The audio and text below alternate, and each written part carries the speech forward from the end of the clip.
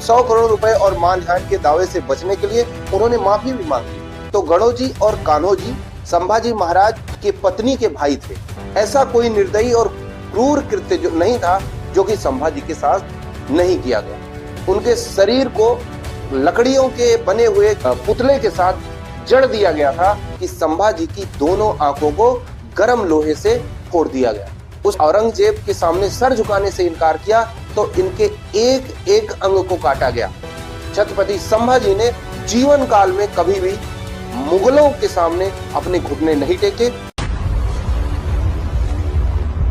गणोजी सिरके और कान्होजी सिरके का नाम इस समय खूब चर्चा का विषय बना हुआ। वास्तव में देखा जाए तो बात यह है कि गणोजी सिरके और कान्होजी सिरके के परिवार वालों ने जो डायरेक्टर साहब हैं छावा मूवी के, उनके ऊपर एक केस करने का दावा किया है और कहा है कि हम आपके ऊपर 100 करोड़ रुपए के मानहानि का दावा करेंगे। वो इसलिए कि आपने गणोजी और कान्होजी के किरदार को बहुत ही नेगेटिव दिखाया।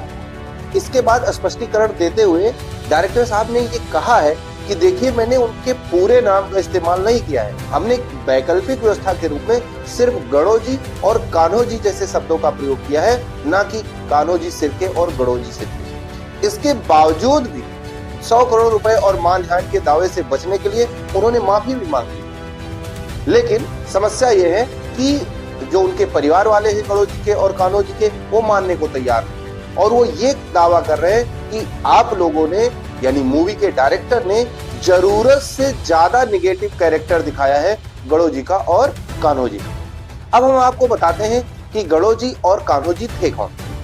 अगर इतिहास के पन्नों को पलटते हैं तो गणोजी और कान्होजी संभाजी महाराज की पत्नी के भाई थे और गणोजी संभाजी की बहन राजकुंवर बाई के पति भी थे। ऐसा कहा जाता है गणोजी के पिताजी थे पिलाजी, वो मुगलों के सरदार थे और दाभोल पर शासन करते थे। जब दाभोल पर शिवाजी ने कब्जा कर लिया तो उन्होंने गणोजी सिरके और कान्होजी सिरके को सूबेदार बना दिया था। लेकिन इन लोगों को स्वराज से ज्यादा वतनदारी से मतलब था, यानी ये लोग मुगल साम्राज्य को अपना वतन कहते थे, इनको उससे बहुत ज्यादा लगाव। इसलिए महाराज शिवाजी की मृत्यु के बाद संभाजी छत्रपति बनते हैं तो उसके बाद ही इनका षड्यंत्र शुरू हो जाता है और ऐसा माना जाता है कि संभाजी को मुगल सेना द्वारा गिरफ्तार करवाने में इन लोगों ने मुगल सेना की मदद की थी और ऐसा माना जाता है कि मुगल सेना के सरदार मकरब खां की इन्होंने मदद की थी, जिसकी वजह से संभाजी को गिरफ्तार किया गया। आप जानते हैं कि संभाजी को गिरफ्तार करने के बाद उनके साथ औरंगजेब ने कैसा व्यवहार किया। जिस दिन संभाजी गिरफ्तार हुए उसके अगले 40 दिनों तक ऐसा कोई निर्दयी और क्रूर कृत्य जो नहीं था जो कि संभाजी के साथ नहीं किया गया। औरंगजेब ने संभाजी को जबरदस्ती इस्लाम धर्म को कबूल करने के लिए कहा, लेकिन संभाजी ने इससे साफ इनकार कर दिया। ऐसा भी कहा जाता है कि जब संभाजी को नगर में घुमाया जा रहा था और उनके शरीर को लकड़ियों के बने हुए पुतले के साथ जड़ दिया गया था, वो अपना गर्दन भी इधर उधर नहीं घुमा सकते थे। लेकिन जब औरंगजेब ने उनको देखा तो उसने अपना सर सजदे में झुका लिया।